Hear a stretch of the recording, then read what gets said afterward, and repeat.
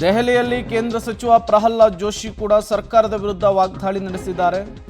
ದುರಂತಕ್ಕೆ ರಾಜ್ಯ ಸರ್ಕಾರವೇ ನೇರ ಹೊಣೆ ಅಂತ ಹೇಳಿ ಗುಡುಗಿದ್ದಾರೆ. ಸಿಎಂ ಡಿಸಿಎಂ ನೇರವಾಗಿ ಇದರ ಹೊಣೆಯನ್ನ ಹೊತ್ಕೊಬೇಕು ಅಂತ ಆಗ್ರಹಿಸಿದ್ದಾರೆ. ದುರಂತವನ್ನ ಕ್ರಿಕೆಟ್ ಬೋರ್ಡ್ ಮೇಲೆ ಹಾಕೋದಲ್ಲ. ಚಿನ್ನಸ್ವಾಮಿ ಸ್ಟೇಡಿಯಂ ಬಳಿ ಕಾಲ್ತುಳಿತಕ್ಕೆ ಸಂಬಂಧಪಟ್ಟಂತೆ ಕೇಂದ್ರ ಸಚಿವ ಪ್ರಹ್ಲಾದ್ ಜೋಶಿ ಮಾತನಾಡಿದ್ದು ಹೀಗೆ.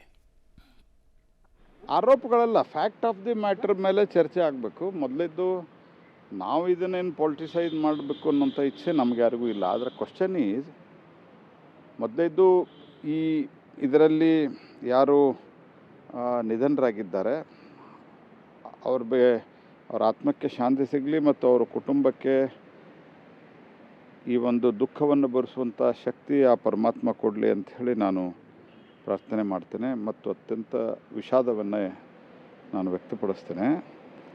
ಆದರೆ ಅದರ ಜೊತೆಯಲ್ಲಿ ನಾನು ಒಂದು ಮಾತು ಹೇಳೋದು, ನಿನ್ನೆ ರಾತ್ರಿ 11 ಗಂಟೆಗೆ 11:30 ಮ್ಯಾಚ್ ಮುಗಿದಿದೆ. ಇಷ್ಟು ತರಾತುರಿಯಲ್ಲಿ ಮಾಡಲಿಕ್ಕೆ ಪೊಲೀಸರಿಗೆ ಸಾಧ್ಯ ಇಲ್ಲ ಅನ್ನುವಂಥ ಮಾತನ್ನು ಪೊಲೀಸರು ಹೇಳಿದ್ದಾರೆ ಅನ್ನೋದು ನನಗೆ ಸಿಕ್ಕಿರುವಂಥ ಮಾಹಿತಿ. ಅದರ ಜೊತೆಗೆ ಕೊನೆಗೆ ಇವರು ಸರ್ಕಾರ ಒತ್ತಾಯ ಮಾಡಿ ಕೊಡಿಸಿದ ನಂತರ ಇದನ್ನು ಆ ಕ್ರಿಕೆಟ್ ಬೋರ್ಡ್ ಮೇಲೆ ಹಾಕಿ, ಕರ್ನಾಟಕ ಸ್ಟೇಟ್ ಕ್ರಿಕೆಟ್ ಬೋರ್ಡ್ ಮೇಲೆ ಹಾಕಿ ಸರ್ಕಾರ ಕೈ ತೊಳ್ಕೊಳ್ಳೋದಲ್ಲ.